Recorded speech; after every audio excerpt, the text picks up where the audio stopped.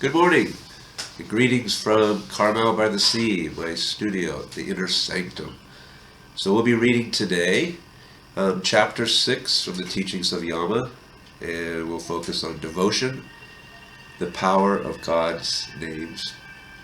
And if you like it, please hit that like button and do subscribe. Chapter 6. As was becoming a normal occurrence in this dream, the scene suddenly changed. This time we stood in another palace, yet in a palace beyond any type I had ever heard of. It was filled with a soft radiance. Upon a golden throne sat a divine being who appeared to be the source of the light. Around him attended splendid beings of celestial demeanor. Lord Vishnu, whispered Yama to me as he bowed before the Great One. Lord Vishnu, I replied, prostrating, amazed that I would have the grace to actually be in the presence of the Great Preserver. Then to the throne walked a man with a brilliant halo around him. He carried a veena, an ancient stringed instrument of India, and prostrated to the Lord. Narada, my beloved, said Lord Vishnu, you who dwell eternally in my heart, the immortal sage and musician. You please me how you go from world to world and time to time, singing of my love. Ask of me a boon.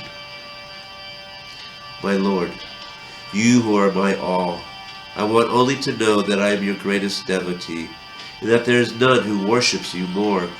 That is all that I ask.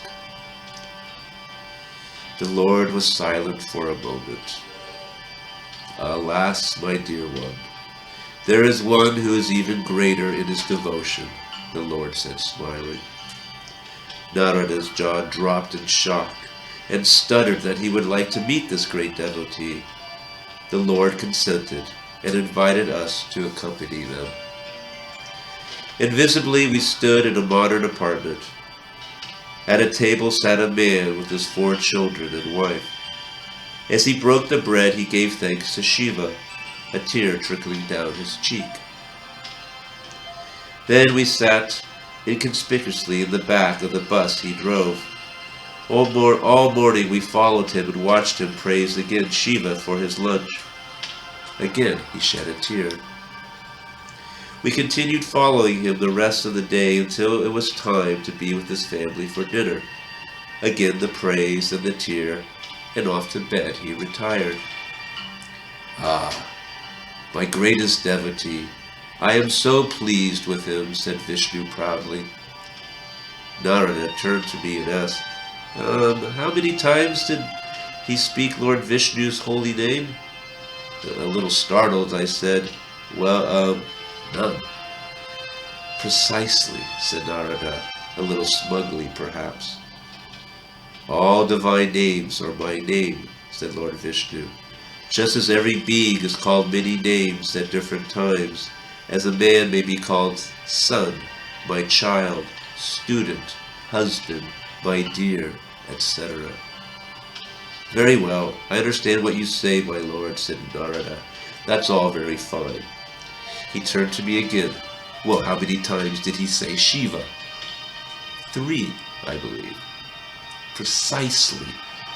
Lord Vishnu smiled in that way Yama would often smile at me when he was giving a lesson. Perhaps I was mistaken. Anyway, I have this urn of holy water I need for you to carry and place in a cathedral in the next town. It's not too far away. A large urn appeared, nearly filled to the brim. I will gladly take it, my lord, even if I have to carry all the way to Brahmaloka, said Narada, who is always ready to please his beloved. Thank you, continued Vishnu. By the way, just make sure not one drop spills. This water is very dear to me, so that all my worshippers may get my full blessing. Vishnu disappeared. Thus Narada placed the urn on top of his head, and with slow, deliberate steps made his way across town. All day and into the evening it took, until finally he set it down inside the cathedral. We had followed him all the way, and while there were some close calls, not one drop did spill.